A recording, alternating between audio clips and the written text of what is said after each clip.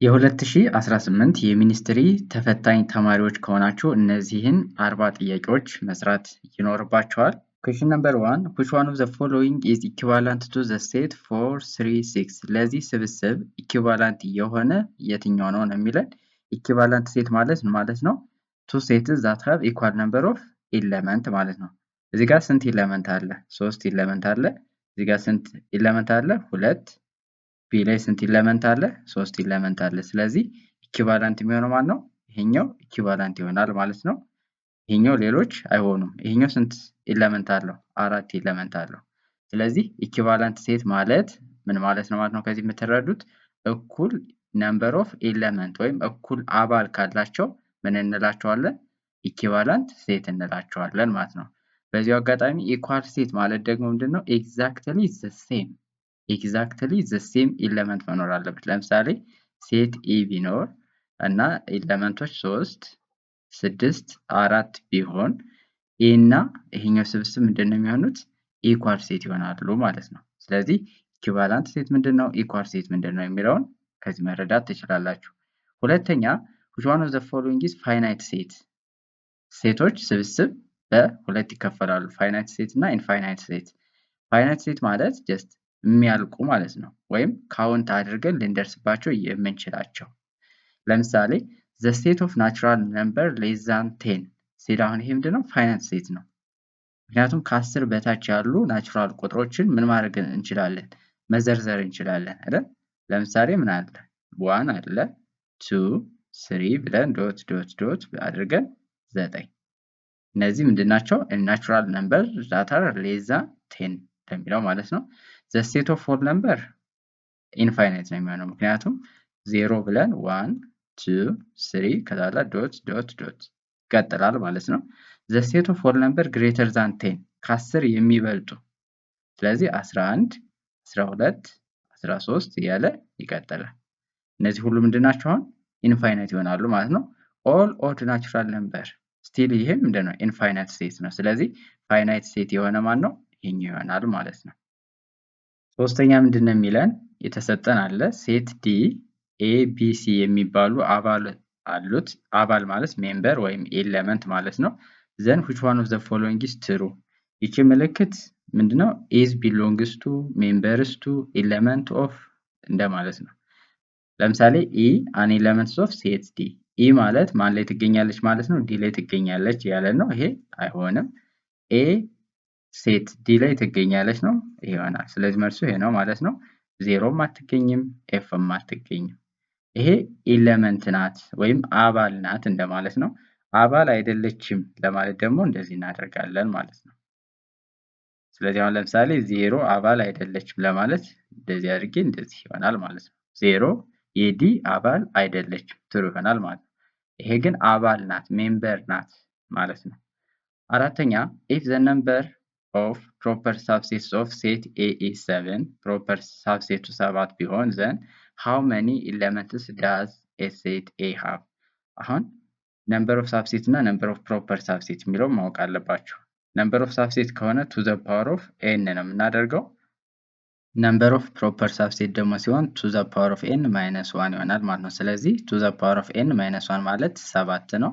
then to the power of n ማለት ምንድነው? 7 ሲደመር 1 to the power of n ማለት ስንት ነው? 8። 8 ማለት ደግሞ ስንት ናት? to the power of 3። ስለዚህ number of ኤሌመንቱ ስንት መሆን አለበት ማለት ነው? 3 መሆን አለበት ማለት ነው። ወይም ደግሞ ይሄን እየተካችሁ ቼክ ማድረግ ትችላላችሁ። ለምሳሌ አሁን የኤ ምን ያክል ፕሮፐር ሳብሴት አለው ቢባል to the power of 8 minus 1 በጣም ቢግ ቁጥር ነው። ይሄን በጣም ትልቅ ነው። ይሄን በጣም ትልቅ ቁጥር ነው። እቺኛዋን ቼክ ብታደርጓት ግን to the power of 3 ሲቀነስ 1 to the power of 3 ማለት 2 ሲባዛ 2 ሲባዛ 2 3 ጊዜ ማብዛት ማለት ነው። 2 ሲባዛ 2 4 4 ሲባዛ 2 8 8 ሲቀነስ 1 እኩል ነው 7። ስለዚህ 7 number of proper subset ያላት መቼ ነው? 3 ኤሌመንት በሚሆንበት ጊዜ ማለት ነው። ስለዚህ ከዚህኛው የምትይዙልኝ ምንድነው? number of subset እና number of proper subset እንዴት ካልኩሌት እንደሚደረግ ማለት ነው። ስለዚህ number of subset ከተባለ to the power of n ነው። n number of ኤሌመንቷ ነች።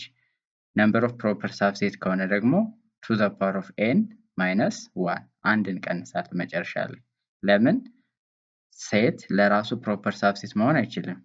ኤ ፕሮፐር ሳብሴት ኤ መባል አይቻልም። ኤ ሳብሴት ቱ ኤ ግን ይቻላል። ስለዚህ በዚህን ጊዜ ቱ ዘ ፓወር ኦፍ ኤን ይሆናል። በዚህ ጊዜ ቱ ዘ ፓወር ኦፍ ኤን ማይነስ ዋን ይሆናል ማለት ነው።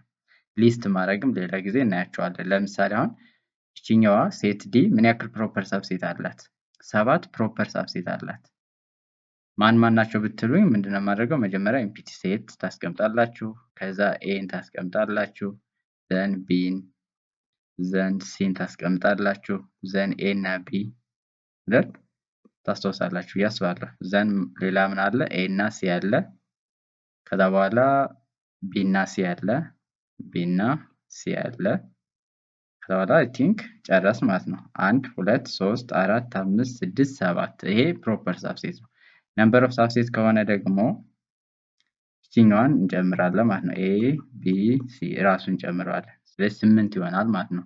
ስለዚህ አሁን ፈተና ላይ ሌላው የሚጠይቀው which one of the following is the proper subset of set D ይላቸዋል። ኤ እና ቢ፣ ኤ እና ሲ፣ ቢ ሲ እያለ ሊስት ያደርጋል ማለት ነው። ስለዚህ ሊስት ማድረጉንም ያዙ። ነምበር ኦፍ ፕሮፐር ሳብሴት እና ሳብሴት እንዴት እንደምንፈልግም ማወቅ ትችላላችሁ ማለት ነው ከዚህ ጥያቄ። አምስተኛ ጥያቄ which one of the following statement is true in the set of numbers ነው የሚለን። ቁጥሮች ላይ የቁጥሮች ስብስብ አለ። ስለዚህ ስለ እነሱ ትክክል የሆነ የትኛው ነው ነው? 0.3 an element of whole number አይደለም። 0.3 whole number እና natural number እና integer በምን አይገለጹም? በዴሲማል መጻፍ የለባቸውም። 0 an element of natural number አይደለችም። 3.5 an element of integer ይሄም አይሆንም። 8 an element of natural number ይሆናል ማለት ነው። which one of the following is true ነው የሚለን። true የሆነ የትኛው ነው ነው? ማይነስ 130 ከማይነስ 103 ይበልጣል እያለን ነው። ስለዚህ እንደማይበልጥ ስለምናውቅ ኤክስ እናደርገዋለን። ማይነስ 35 ከማይነስ 49 ያንሳል አያንስም? ማይነስ 35 ከማይነስ 49 ይበልጣል። ኦኬ ማይነስ 49 ከማይነስ 103 ይበልጣል ከማይነስ፣ ስለዚህ ይሆናል ማለት ነው።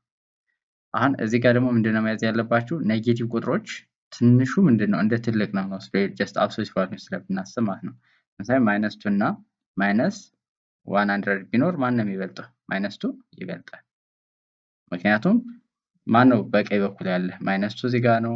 ማይነስ 100 አራውንድ በግራ በኩል ነው። ስለዚህ በቀኝ በኩል ያለው ቁጥር ሁሌም ምን ይላል ብለናል በፊት? ይበልጣል። ስለዚህ የማን ነው ትክክል የሚሆነው? ይሄኛው ትክክል ይሆናል ማለት ነው። ሰባተኛ what is the sum of the number ይለናል። እዚህ ጋር የተሰጠን ቁጥር አለ። የዚህን ድምር ፈልጉ ነው። አሁን እዚህ ጋር በጣም ሲስተማቲክ መሆን አለባችሁ። ማይነስ 305 አለ፣ ማይነስ 1083 አለ፣ 4800 አለ። ስለዚህ መጀመሪያ እነዚህን ምን እናደርጋቸዋለን? እንደምርና ኔጌቲቭ እናስቀምጣለን። ስለዚህ እነዚህን በምንደምርበት ጊዜ ምን ይሆናል? 1083 ሲደመር 305 ስንት ይሆናል? 3 ሲደመር 5 8 8 ሲደመር 0 8 0 ሲደመር 3 3 1 ትወርዳለች። ከኋላ ማይነስ ማይነስ ስለሆኑ ጀስት ማይነስ አስቀምጥበታለሁ ማለት ነው። ዘን ሲደመር 4800 ይለናል። ስለዚህ ምንድነው የምታደርጉት? ከ4800 ላይ ስንት እንቀንሳለን? ይሄን እንቀንሳለን ማለት ነው። ሲቀነስ 8 8 3 1 ከግራ ጀምራችሁ የጻፋችሁት መጡ ጥሩ ነው። ዘን እንቀንሳለን ማለት ነው። ከዜሮ ላይ 8 ስለማይቻል እንበደራለን። 8 1 ታበድር እቺ 7 ትሆናለች። ከዛ በኋላ እቺ 10 ትሆናለች። 10 ከሆነች በኋላ 1 ትሰጣትና 9 ሆና እቺ 10 ትሆናለች ማለት ነው። ስለዚህ 10 ሲቀነስ 8 ስንት ነው? 2 ይሆናል። 9 ሲቀነስ 8 1 ይሆናል። እቺ 7 ትሆናለች። 7 ሲቀነስ 3 ስንት ነው? 4 ይሆናል። እቺ 4 ነች። 4 ሲቀነስ 1 3። ስለዚህ ስንት ይሆናል ማለት ነው? 3412 ፖዚቲቭ ይሆናል ማለት ነው። ለምንድነው ፖዚቲቭ የሆነው? ምክንያቱም ትልቁ ቁጥር ፖዚቲቭ ስለሆነ ማለት ነው። በተመሳሳይ እንደዚህ አይነት ነገሮችም ደግሞ በምትሰሩበት ጊዜ ምንድነው ኔጌቲቭ ኔጌቲቭ ካለ ፖዚቲቭ ነው የምታደርጉት። ለምሳሌ 3 ሲደመር ማይነስ 2 ከሆነ ምንድነው የምናደርገው? 3 ሲቀነስ 2 እናደርግና 1 እናደርጋለን። 3 ሲቀነስ 2 ከሆነ ደግሞ 3 ሲደመር 2 እኩል ነው 5 እናደርጋለን ማለት ነው። ስለዚህ ጋር ምንድነው ማይነስ ኦፍ ማይነስ ስላለ ምን ታደርጉታላችሁ? ፕላስ ታደርጉታላችሁ። ስለዚህ ማይነስ 583 ሲደመር 3281 እናደርጋለን ማለት ነው። ከዛ በኋላ ትልቁ ማን ነው ከነዚህ አብሶሉት ቫልዩዋቸው ጀስት ትልቅ ቁጥር ማን እንደሆነ መውሰድ ማለት ነው። ወይም ኔጌቲቭ ቁጥር እንደሌለ አስቡና ትልቁን ቁጥር ምረጡ። አሁን በፖዚቲቭ ስታዩዋቸው ሁሎችንም ይሄኛው ይበልጣል አይደል? ስለዚህ 3281 ሲቀነስ እንልና ከግራ ጀምረን እንጻፍ 3 8 5 ከዛ በኋላ አሁን እንቀንሳለን ማለት ነው። ከአንድ ላይ 3 ስለማይቻል ይቺ 11 ትሆናለች፣ ይቺ 7 ትሆናለች።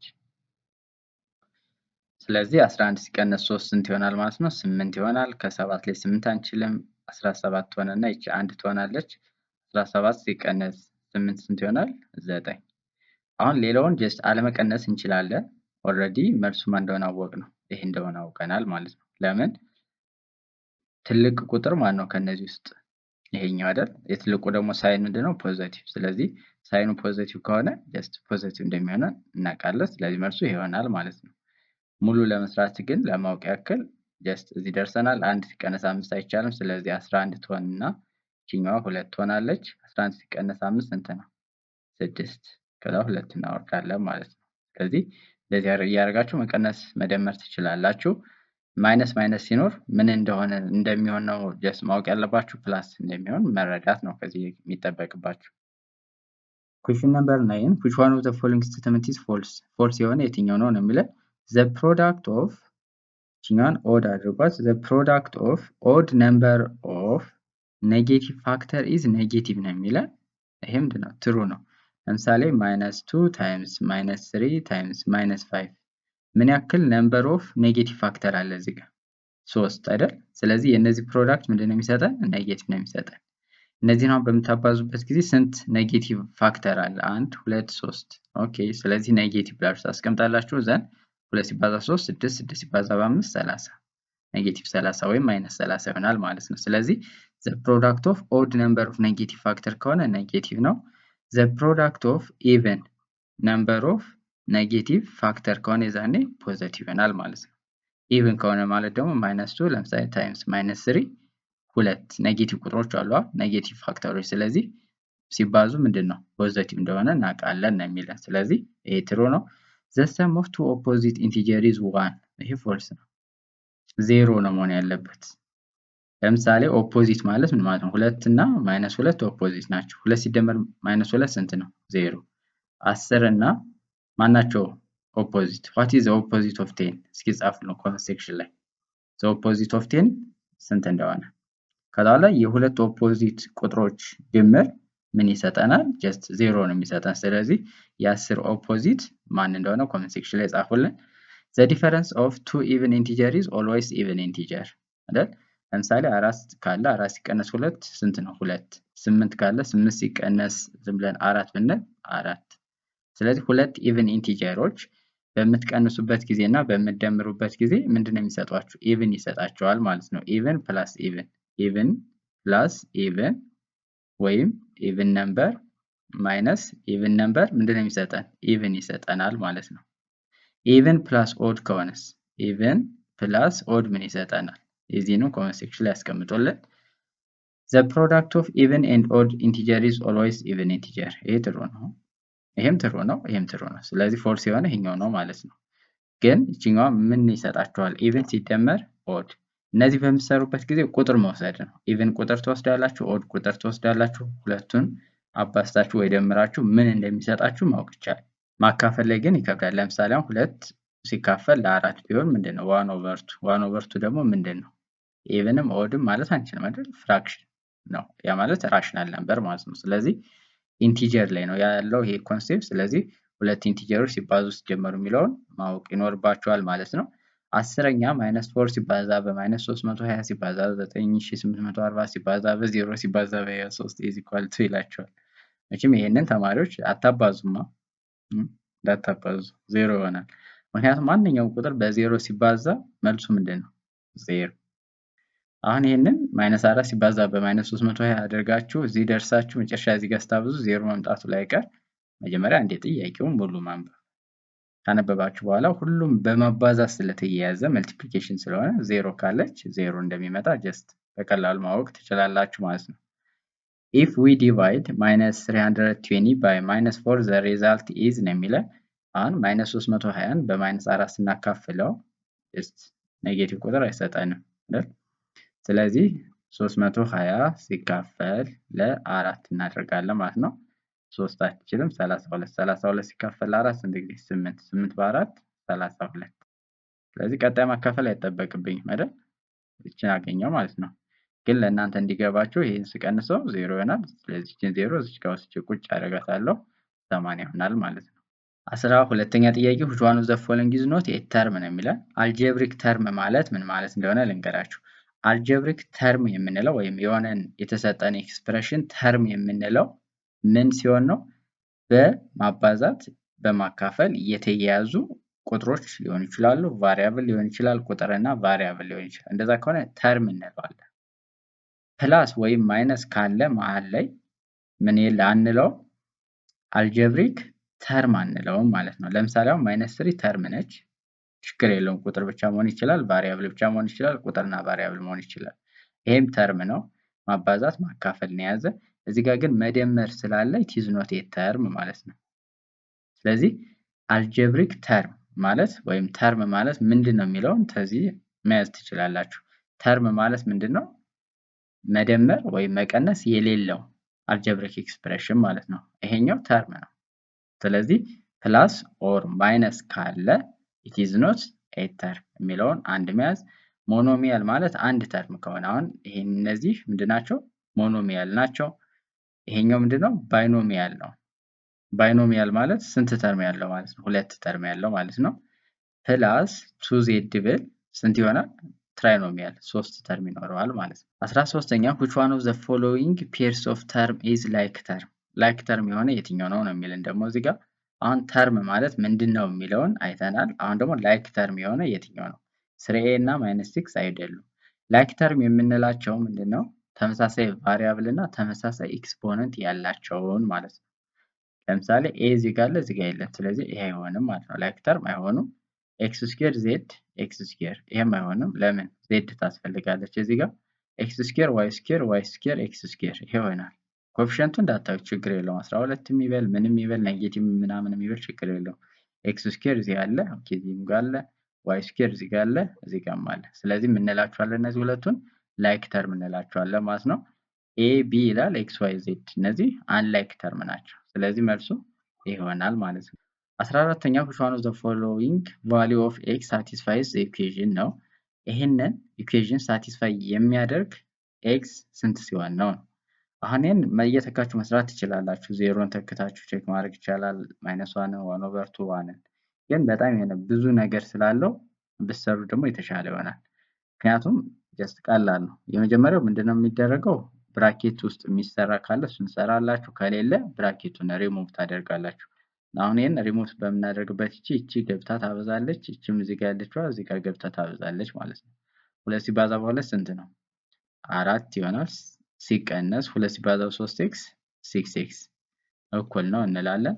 -2 እንዳለች ነች። ከዛ እዚህ ጋር አሁን 2 ሳይሆን ገብታ የምታበዛ ማናት? -2 -2 ታይምስ x -2x -2 ታይምስ -3 ፕላስ 6 ይሆናል ማለት ነው። ዘን 4 ሲቀነስ 6x እኩል ነው -2 ፕላስ 6 ስንት ይሆናል? 4 ይሆናል አይደል? 4 ሲቀነስ 2x።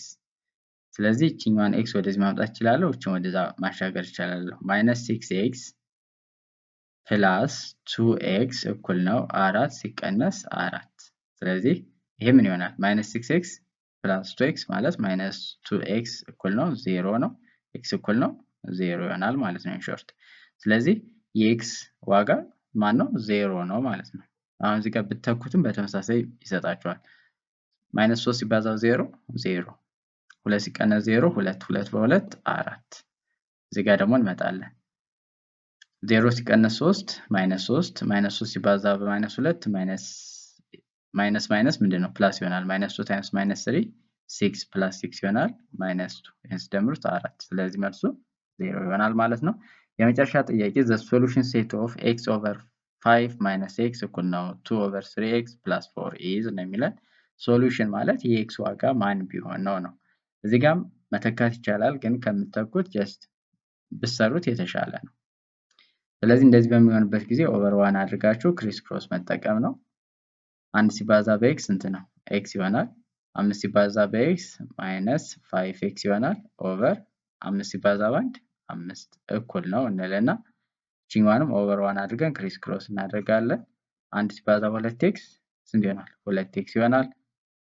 3 ሲባዛ በ4 ሲደመር 12 ኦቨር እናደርግና 3 ሲባዛ በ1 3 ስለዚህ x ማይነስ 5x ምን ይሆናል? ማይነስ 4x ይሆናል ኦቨር 5 እኩል ነው 2x ሲደመር 12 ኦቨር ስንት እንላለን? 3 ማለት ነው። ዘን አሁን ደግሞ ምን እናደርጋለን? ክሪስ ክሮስ እናደርጋለን። እንደዚህ ክሪስ ክሮስ እናደርጋለን። 3 ሲባዛ ማይነስ 4x ማይነስ 12x ይሆናል። ማይነስ 12x እንላለን እኩል ነው 5 ሲባዛ በ2x ስንት ነው? 10x ይሆናል። ሲደመር እንልና 5 ሲባዛ በ12 ስንት ነው? 60 አይደል? ስለዚህ እቺን ወደዚህ እናመጣታለን። ማይነስ 12x ማይነስ 10x ማይነስ 22x ይሆናል። ማይነስ 22x እኩል ነው 60 ይሆናል።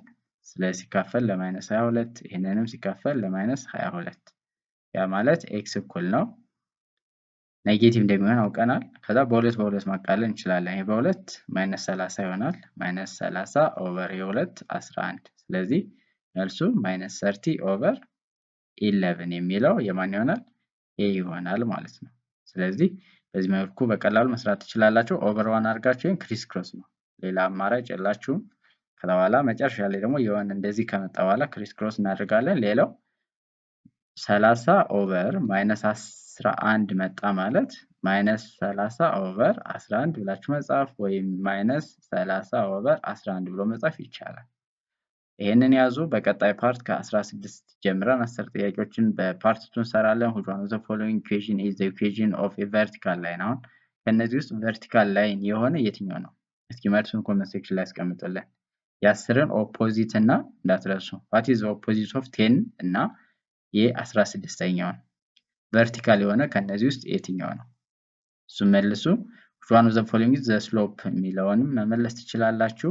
ለዩቲዩብ ቻናላችን አዲስ ከሆናችሁ ሰብስክራይብ ማድረግ እንዲሁም ቪዲዮን ላይክ ማድረግ እና የጠየቅናቸውን ጥያቄዎች what is the opposite of 10 and እቺን የ16ኛዋን ጥያቄ which one of the following is vertical line የሆነ የትኛው ነው የሚለውን መልሱን ኮሜንት ሴክሽን ላይ አስቀምጡልን።